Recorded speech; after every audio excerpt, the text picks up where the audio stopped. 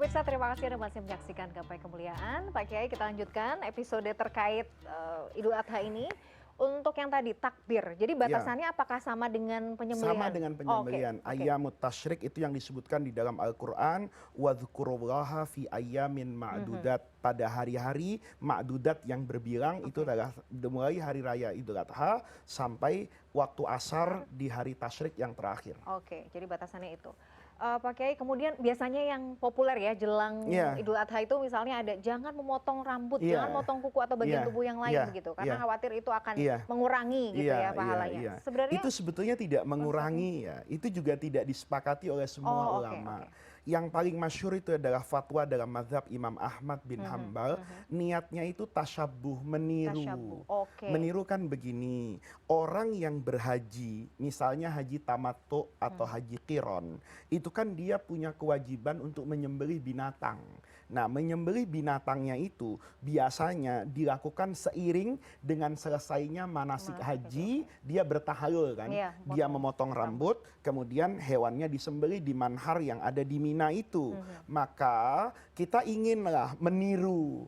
Jadi sebelum binatang itu disembelih, orang yang haji kan juga tidak memotong kukunya mhm. karena dia dalam Iya, suasana ihram. ihram. Nah, agar suasana itu Dihadirkan dihadirkan ya. dalam benak kita, kita tidak memotong itu. Kalau kita memotong, itu dalam mazhab mayoritas ulama itu tidak ada pengaruhnya terkait dengan kurban Hmm, yang akan kita lakukan. Tetapi itu hanya semata-mata menghadirkan oke. suasana di Suasana ya. sana ke alam kita di sini agar kita juga menjaga suasana di sana Mhm, hadir di sini. mhm. Gitu. Jadi semangatnya supaya terasa. Semangatnya Jangan kemudian terasa. kukunya sudah Iya, panjang karena itu iya. akhirnya Karena kebersihannya sering nggak ini. banyak kan orang Iya, katakan kukunya panjang terus makan bersama. Kenapa nggak dipotong? Saya mau kurban. heeh, Loh, nunggu kalau kurban Anda dulu. sudah tahu mau kurban kan lebih bagus lagi motong kuku sebelum beli hewan Iya, gitu. iya, iya, iya. Itu.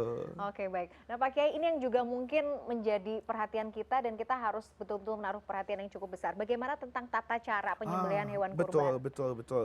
Ini bagaimana kita menjaga pri Iya, kebinatangan. oke. Ini Siap. ini sebenarnya konsep Islam loh. Oke. Islam itu mengatakan kata Rasulullah tidak sempurna iman seseorang yang menyembelih satu binatang, temannya itu menyaksikan.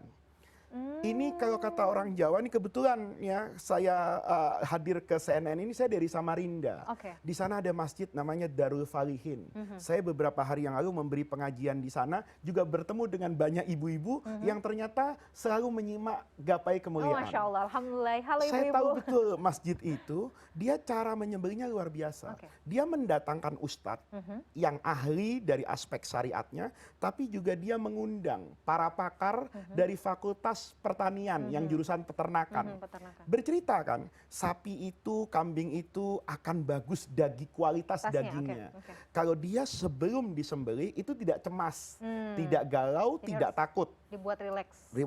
dan tidak mencium bau darah apapun.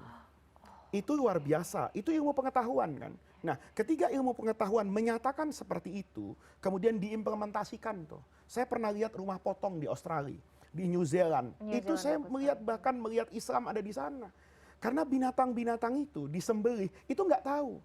Dia Hmm, dibarisin kan, hmm. kayak kita pakai apa eskalator yang datar itu didengarkan suara musik gitu ya. Hmm, Jadi hmm, sapinya mungkin happy-happy aja dia naik ke situ, dia pikir mau berwisata. hmm. Terus dijepit satu badan, dijatuhkan dengan pisau yang tajam, pakai pakai apa teknologi namanya torasistik. Begitu dia disembelih secara Islam benar dalam bilangan sekian detik atau Detik, menit, diambil urat di dalam, dia dalam. iris semuanya, Mhm. sapinya diangkat ke atas, semua darah ngocor ke bawah.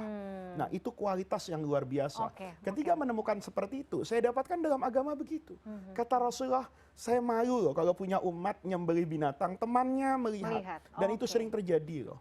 Kita Iya, tidak punya pri kebinatangan dan tidak membinatangkan binatang. binatang pada aspek yang seharusnya mereka mendapatkan itu. Iya, kadang-kadang kan melihat kita banyak Iya, dikumpulkan di satu tempat, cuman lokasi penyembelihannya juga sempit, dekat di iya situ. dekat, tidak menutup, tidak membuat penghalang, tidak ada jeda masa, dia dirobohkan dengan darah yang masih ada di sana. Hmm. Itu sebetulnya keluar dari etika, Mhm. ya, itu keluar dari etika. Karena sebetulnya kita bisa meminjam tempat yang lebih lebar, kita bisa menggunakan selang untuk membersihkan, Apakah kalau itu ada tanah tinggal dipacul ulang ya sehingga darahnya tertutup, itu menjaga harkat dan martabat.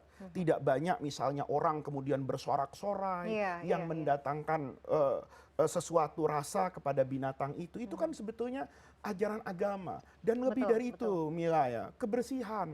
Kita sering punya semangat menyembelih hewan, tapi setelah itu di jalanan bekas darah, lalat, kotoran di mana-mana. Ini namanya Islamnya separuh ini. Separuh ini. Dia hanya punya semangat untuk berkorban, tapi dia lupa bahwa menjaga lingkungan hidup itu perintah agama.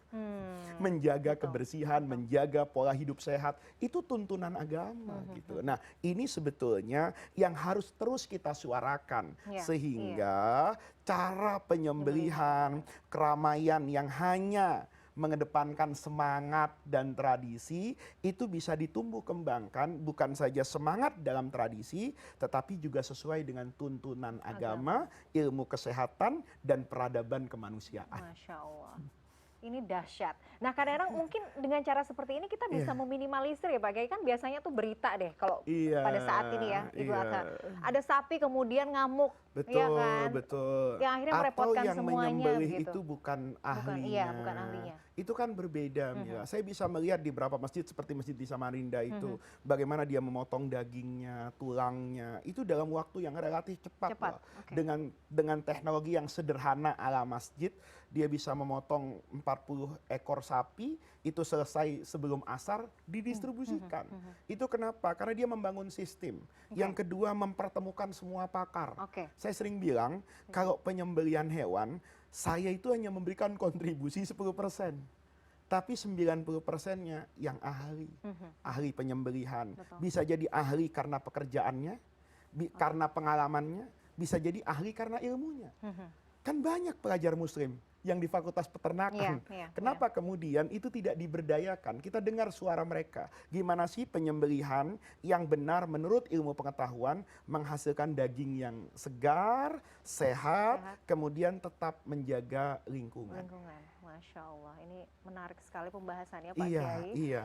Tapi sayang sekali waktunya terbatas. Pengennya sih dilanjutkan ya, tapi kita harus berpisah. Terima kasih ilmunya Pak Kiai. Mudah-mudahan apa yang tadi disampaikan ini bisa menjadi hasanah ilmu kita yang baru ya, supaya kita tadi lah bisa memperlakukan hewan dengan cara yang baik ya Pak Kiai, sehingga nanti kualitas daging kurbannya pun juga Masya Allah. Dan kualitas kita menghargai binatang itu sesuai dengan tuntunan Nabi. Itu pekerjaan rumah kita bersama. Terima kasih ilmunya Pak Kiai. Pemirsa, usai sudah perjumpaan kita hari ini dalam program Gapai Kemuliaan. Semoga tausiah kita kali ini bisa menambah hasanah ilmu agama kita, menjadikannya bermanfaat, dan yang paling utama menambah ketaatan kita kepada Allah Azza wa Jalla. Saya Meladia Rahma dan juga Kiai Haji Muhammad Faiz pamit. Terima kasih atas perhatian Anda. Insya Allah kita akan jumpa kembali pada episode berikutnya. Wabillahi taufiq wal hidayah. Wassalamualaikum warahmatullahi wabarakatuh.